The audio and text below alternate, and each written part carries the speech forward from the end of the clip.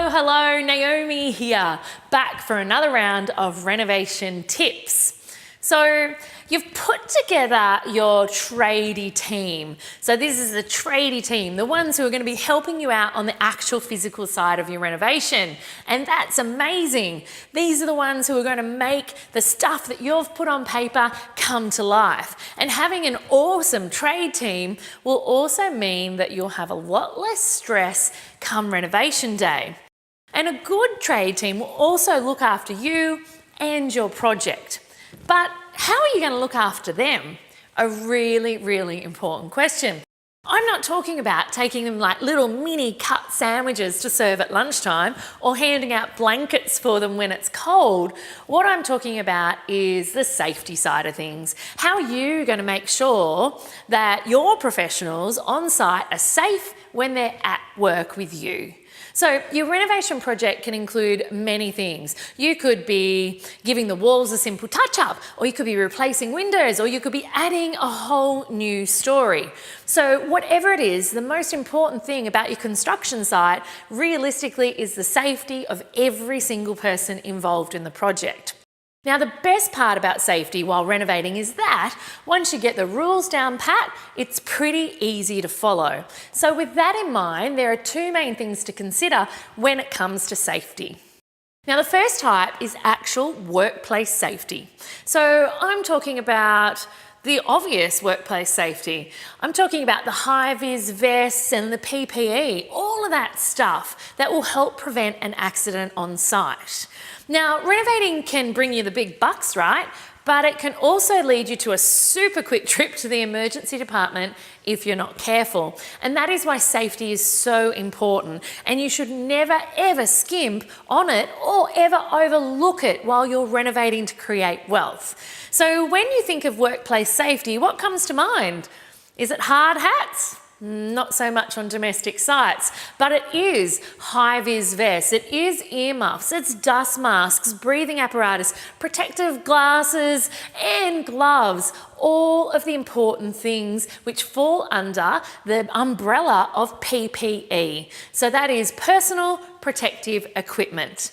You should always keep an eye on the PPE stock that's on your site, as well as the wear and tear, because realistically, a dust mask that has holes in it or that has a fully dusty filter on it isn't going to be doing the job that it needs to, which is preventing all of your workers from breathing in the dust and debris. So if they need to be replaced, then be sure that your trades know so that they can be safe on your work site. Having a first aid kit on site and ready to go is also a very good idea. Even though the aim is to avoid having to use them, if someone accidentally gives themselves a minor cut or gets a blister, it can be quickly treated and patched up without disrupting the rest of the renovation works. One of the easiest ways to minimise risk from anyone hurting themselves is to keep the work site clean. So this means tidying things up and removing rubbish that might be a trip hazard or a disaster hazard for anyone involved. For example, did you just knock down a wall and someone left plaster and broken bricks laying around on the floor? Instead of that, pick them up, get them straight to the skip bin to avoid any possible accidents. And this is where it's fantastic to use your unskilled labourers. They come in so handy in keeping the place clean and keeping the place safe.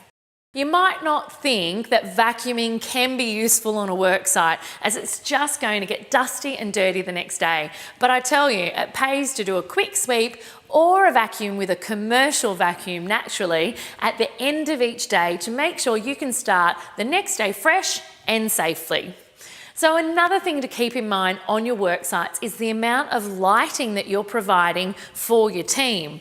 Sure, most of the construction is going to be done in the day, but what if your plumber needs to duck in after hours to do something for you? Or what if it's a really cloudy, overcast day? A lot of the little finicky work that needs to be done on a renovation site can often be carried out in awkward corners and little nooks where there mightn't be enough natural light or existing light to help here.